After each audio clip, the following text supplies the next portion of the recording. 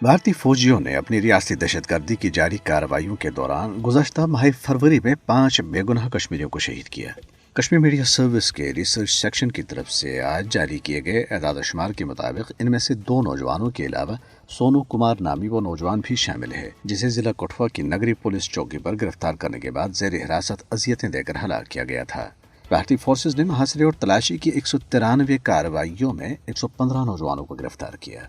قابض فورسز نے اس دوران ایک مکان اور ایک مسجد کو بھی نقصان پہنچایا۔ ادھر 4000 سے زائد حریت رہنما، کارکن، نوجوان، طلباء اور انسانی حقوق کے علمبردار بھارت اور مقبوضہ جموں کشمیر کی مختلف جیلوں میں مسلسل نظر بند ہیں، جن میں کل جماعتی حریت کانفرنس کے چیئرمین مسرت عالم بٹ، محمد یاسین ملک، شبیر احمد شاہ، آسیہ اندرابی، نعیم احمد خان، ایاز اکبر اور خرم پرویز وغیرہ شامل ہیں۔ کل جماعتی حریت کانفرنس کے رہنماؤں نے آج زکورہ اور ٹینگپورہ قتل عام کے شہداء کو ان کی 33ویں برسی پر شاندار خراج عقیدت پیش کیا اور شہداء کے مشن کو ہر قیمت پر اس کے منطقی انجام تک جاری رکھنے کے عزم کا اعادہ کیا۔ 1990 میں آج ہی کے روز سری نگر کے ان 2 علاقوں میں بھارتی فوجیوں نے پرامن مظاہرین پر فائرنگ کر کے 50 سے زائد بے گناہ کشمیریوں کو شہید اور درجنوں کو زخمی کر دیا تھا۔ کنوینر محمود احمد ساگر کی زیر صدارت کل جماعتی حریت کانفرنس آزاد جموں کشمیر شاخ کے ایک اجلاس میں کہا گیا ہے کہ زکورہ اور ٹینگپورہ جیسے قتل عام کے واقعات مقبوضہ علاقے میں بھارت کی طرف سے جاری کشمیریوں کی نسل کشی کی مہم کا حصہ ہیں۔ پاسبان حریت کے چیئرمین عزیر احمد غزالی نے اس پر اپنے ایک بیان میں کہا ہے کہ 3 دہائیاں گزرنے کے باوجود